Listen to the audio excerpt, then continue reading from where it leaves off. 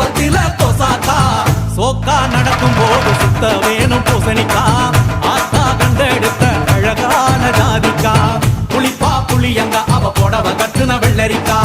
புளிப்பா புளியங்க அவ புடவ கட்டுன வெள்ளரிக்கா